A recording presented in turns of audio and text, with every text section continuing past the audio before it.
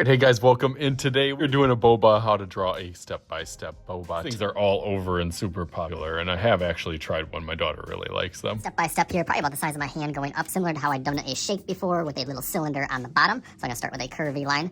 One side to the other, and then going up, angling a little bit out to that side, out to there. Another curvy line. It goes up, you can meet that together. Give the cup a little bit of a lip or a corner on this side, and then a bump all the way up here, and then all the way up over here. I'm gonna cut that middle off a little bit short. I make that a little bit too long, and that's where the straw is gonna kind of go in. So I'm almost gonna like an egg kind of shape on that top. I'll go over that a little bit darker so you can see.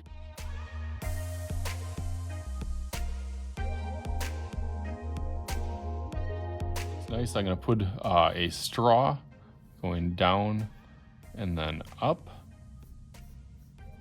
in here. Straws are a little bit thicker for like these. We'll put a little curvy line on here and then a curvy line on the top with another little round edge that kind of goes through. So I guess we could kind of erase that back part. And then I'm going to give it a couple different layers. I think that's one trademark thing besides the main trademark thing at the bottom with the little circles. Different layers to it, whatever color or flavor that you have. So I'm going to add some kind of wavy lines. So wavy up here, and then maybe one more in there. And then I'm going to add my circles down at the bottom. You can put however many that you want. Okay, that looks great. And then for this top part, I'm going to add another wavy kind of behind the straw, so it looks like it's kind of going into there. Then I'm going to start outlining this in Sharpie and think about what I'm going to do for my background and the color boba that I'm going to be. So let's go through that real fast.